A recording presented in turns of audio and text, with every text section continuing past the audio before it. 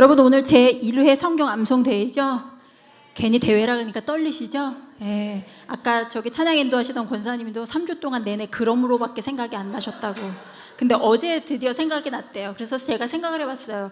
설교를 준비하거나 이렇게 원고를 쓸 때 마감이라는 게 있잖아요. 근데 마감 날 때까지 계속 미루잖아요. 안 하고 있다가. 근데 마감 때가 되면 여러분 생기는 게 있어요. 뭔지 아세요?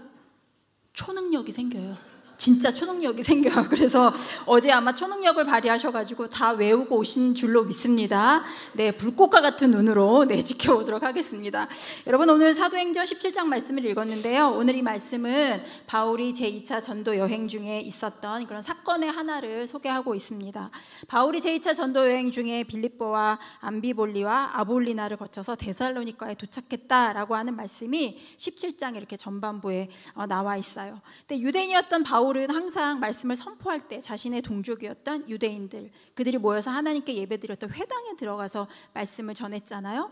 바울이 유대인들, 동족들에게 전하는 말씀의 포인트는 하나입니다. 누구를 전하는 거죠? 예수 그리스도, 그분을 전하는 거예요. 동족에게 예수를 전하는 거죠. 바울은 유대인들에게 예수의 무엇을 전했나요?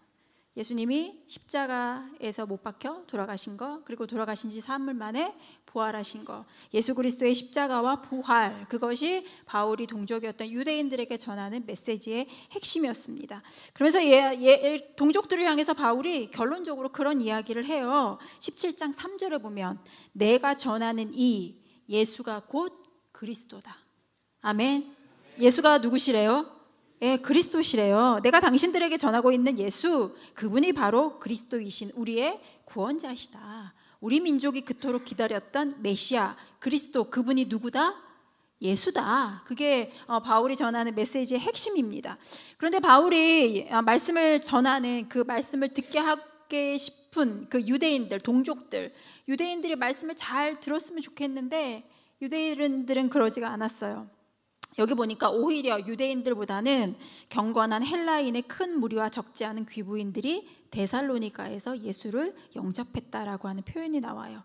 그러니까 오히려 말씀을 받아들이기는커녕 시기하고 저작거리 불량배들을 동원해서 바울과 실라를 잡아냈는데 데살로니가 유대인들이 열심을 냈어요. 그래서 결국은 성도였던, 믿음의 성도였던 야손의 집을 쳐들어가게 됩니다. 바울과 실라를 찾지 못한 유대인들이 야손과 성도들을 데살로니가 시의 원로들에게 끌고 가서 되게 치사하게 정치적으로 공격을 하잖아요. 이들이 로마 황제가 아닌 예수라는 이를 임금이라고 전하는 그들을 자신의 집으로 맞아들였다. 이렇게 공격을 하는 거예요. 근데 그 이야기를 듣고 데살로니가의 원로들하고 이제 무리들이 흥분을 하기 시작을 하는 거죠. 붙잡혔던 성도들이 결국은 보석금을 치르고 나오게 됩니다. 여러분 그 사이에 바울과 실라는 어떻게 했을까요? 믿음의 형제들이 말씀을 전하는 바울과 실라를 베레아로 보냅니다. 그래서 베레아에 도착한 그 사건이 오늘 말씀의 시작이에요.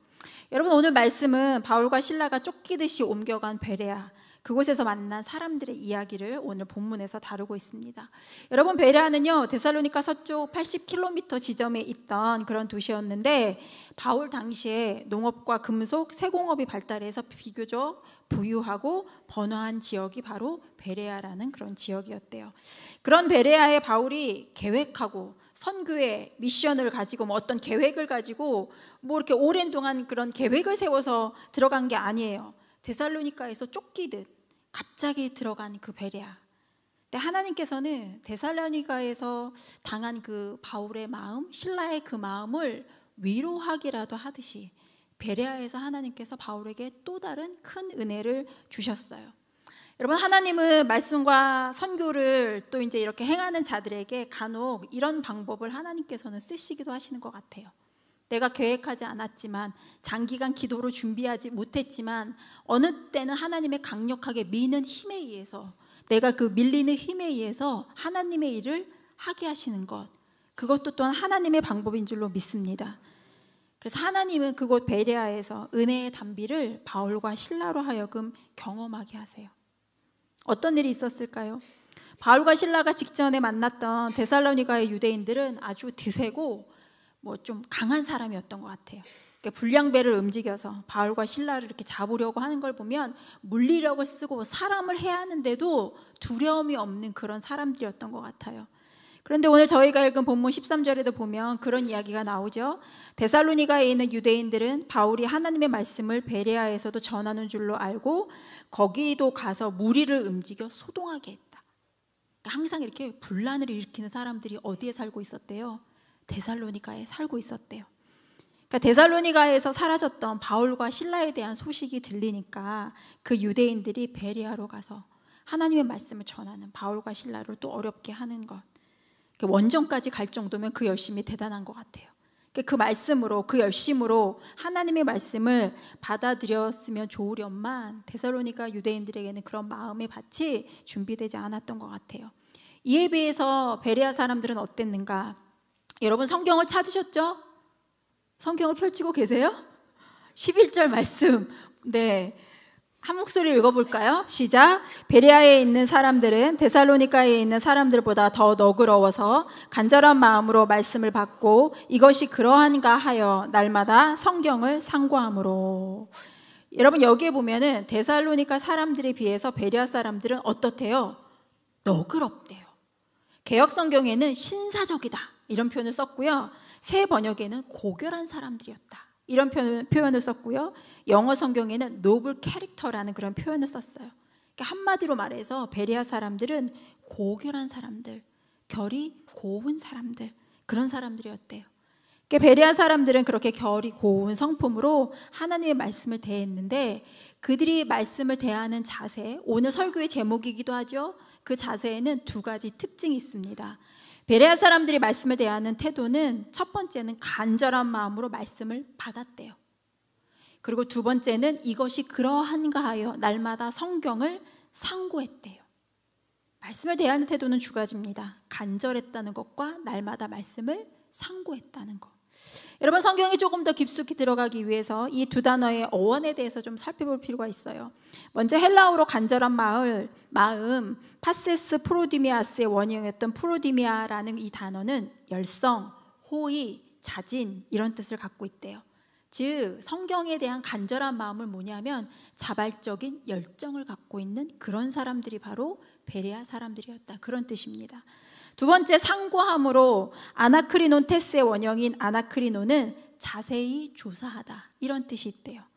곧 베레아 사람들은 아주 열정과 열의를 가지고 말씀을 받았을 뿐만이 아니라 그 말씀이 그런가 하여 말씀을 뭐 했대요? 조사했대요. 여러분 말씀 어떻게 좀 조사하시는 편이세요? 주일날 막 성경책 챙겨가지고 오기 바쁘세요? 네.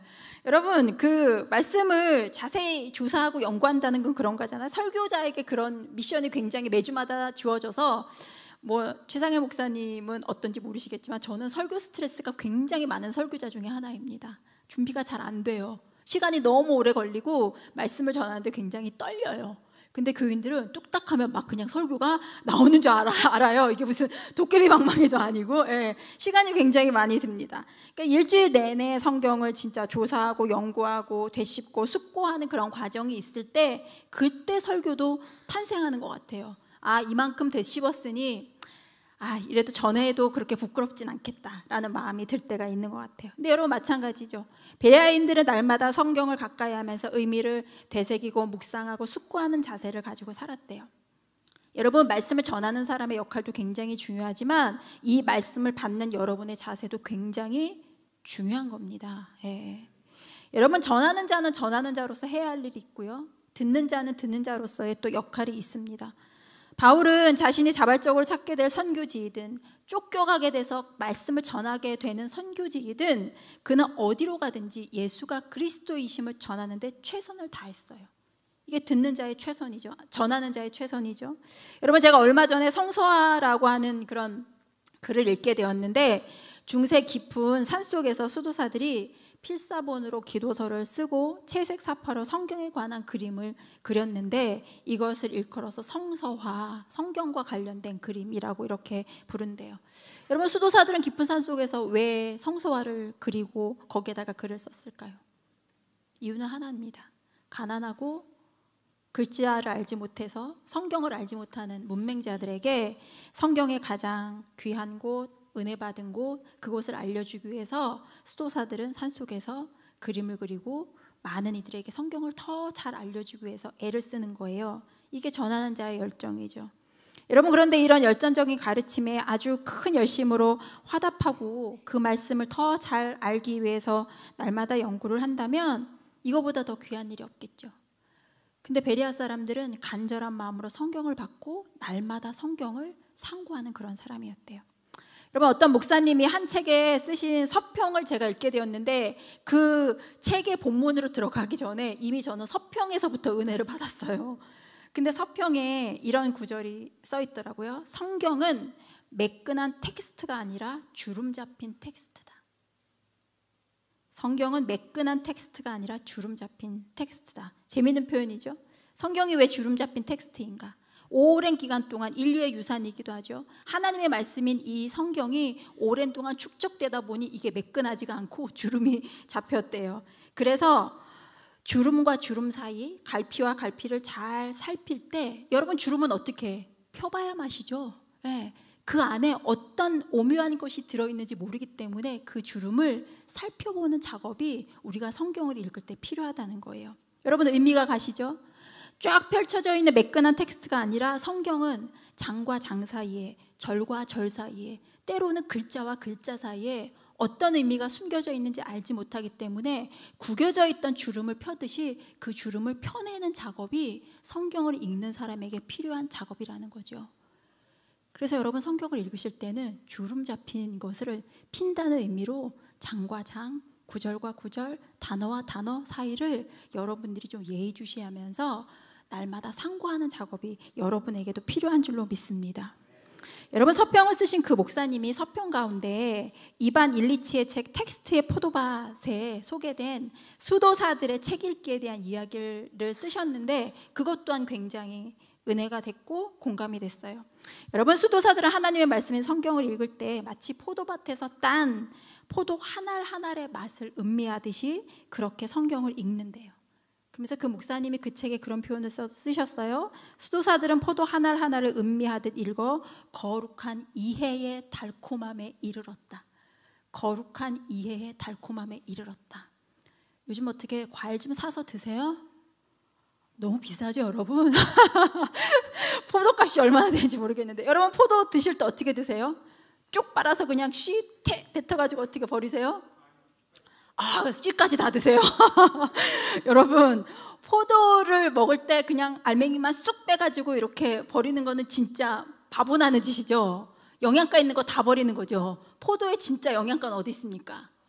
껍질 속 그거 과육 아시죠? 포도를 쭉 해가지고 거기에 있는 그 포도 껍질을 잘근 씹을 때 막 여기서 침 나오죠, 여러분? 예. 그럴 때 그 포도의 영양가를 이렇게 우리가 다 음미하듯이 성경도 그렇다는 거예요. 그 성경 하나하나를 내가 뚝 따서 알맹이를 먹고 질근질근 씹어가지고 하면 그 영양가가 다 흡수된다는 거예요. 성경의 그 한 알 하나를 다 이렇게 영양가 있게 다 쭉쭉 빨아서 씹어서 한 송이 한 송이 한 알 한 알에 내가 충실할 때 그것이 모여서 튼실한 한 송이가 된다는 거죠. 그럴 때 거룩한 달콤함에 이르게 된다는 거죠.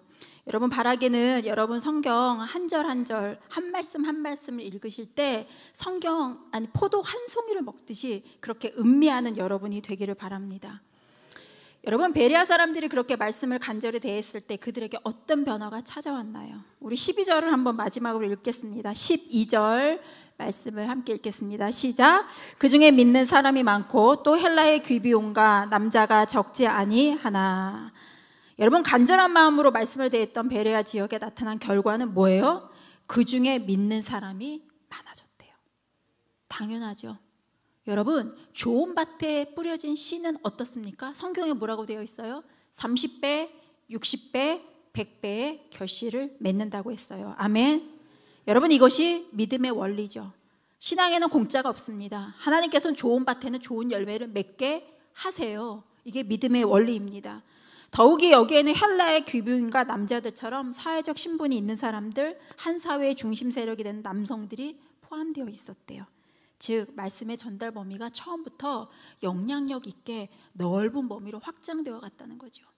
여러분, 인류 역사를 보면 처음에 예수 그리스도의 복음을 받아들인 사람들은 무슨 특권층, 귀족들이 아니었어요. 여성들, 아이들, 사회적으로 낮은 자들, 가난한 자들이 말씀을 받아들이는 1순위였어요. 그런데 하나님께서는 독특하게 베레아 지역에서는 바울에게 헬라의 귀부인들과 남성들이 하나님의 말씀을 많이 받아들이는 이런 놀라운 은혜를 주셨대요. 바라기는 오늘 베레아 사람들을 통해서 주신 말씀처럼 여러분들도 성경을 대할 때 간절한 마음으로 대하시기를 바랍니다. 그리고 말씀을 읽으실 때 그 안에 박혀있는 보화가 무엇인지 캐내는 마음으로 주름은 열어보시고 포도송이는 짜먹는 마음으로 성경을 하나하나 귀중하게 여기셨으면 좋겠어요. 여러분, 저희가 이제 설교 후에 성경 암송 대회를 할 텐데 예전에 이제 소시적에 여러분 교학교 때 성경 좀 암송하셨죠?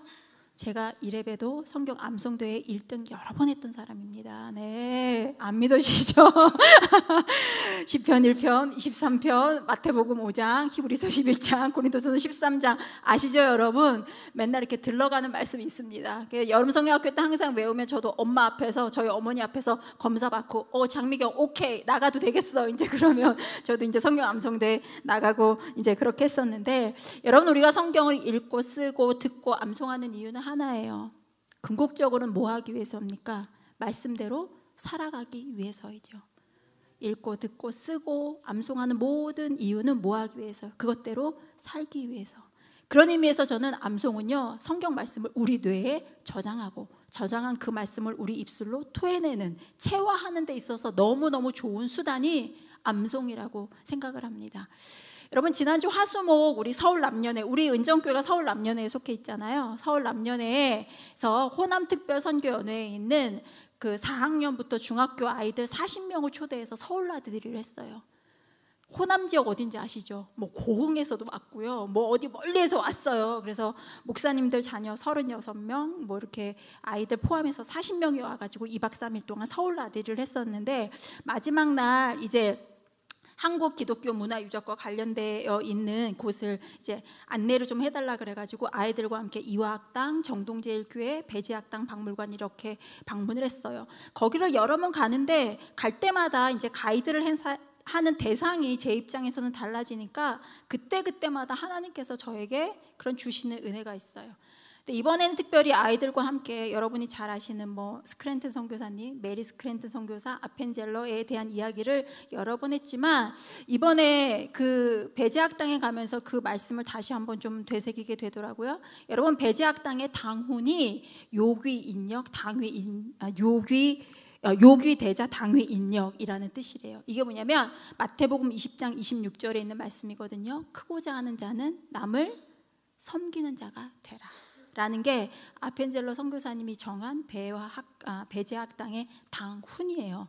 크고자 하는 자는 남을 섬기는 자가 되어라.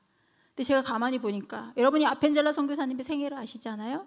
27세 그분이 한국에 들어와서 17년 동안 열심히 사역하시다가 1902년에 목포로 성경번역차 제물포에서 배를 타고 가시다가 어청도에서 선박 충돌 사고가 일어나서 44세의 나이에 그분이 순직을 하셨어요. 살 수 있는 충분한 시간이 있었지만 자신의 조사였던 조한규와 정신여학교 아이 하나를 살리기 위해서 동분서주하는 중에 살 수 있는 골든타임을 놓치고 그분은 바다에 수장되어서 지금도 그분의 시신을 찾지 못했습니다. 가만히 생각해 보니까요, 아펜젤러의 생애가 그가 배재학당 학생들에게 주고자 했던 그 하나님의 말씀 그대로, 크고자 하는 자는 남을 섬기는 자가 되어라. 섬기다가 그렇게 순직하는 거예요. 예수 그리스도께서 우리의 죄를 대신해서 십자가에 못 박혀 돌아가신 것처럼 다른 사람을 위해서 죽는 그 죽음, 예수의 삶을 따라가는 그 삶, 그게 결국 아펜젤러 선교사의 삶이었더라고요. 여러분, 우리가 예수 그리스도의 말씀을 자꾸 되뇌이는 거는 하나예요. 예수 그리스도, 우리의 삶의 원형이신 그분의 삶을 따라가는 거. 여러분, 오늘 여러분 성경 암송 준비하시면서 여러분의 IQ가 제가 봤을 땐 한 50에서 100 이상은 상승하셨을 것 같아요. 그래서 하나님께서 장수하게 하실 것 같아요. 그래서 그 말씀 뇌에도 마음에도 저장하시고 입술에도 저장하시고 여러분의 삶을 통해서 그 말씀이 드러나고 나타나는 우리 운정교회 성도들이 되시기를 주님의 이름으로 간절히 축원을 드립니다. 기도하겠습니다.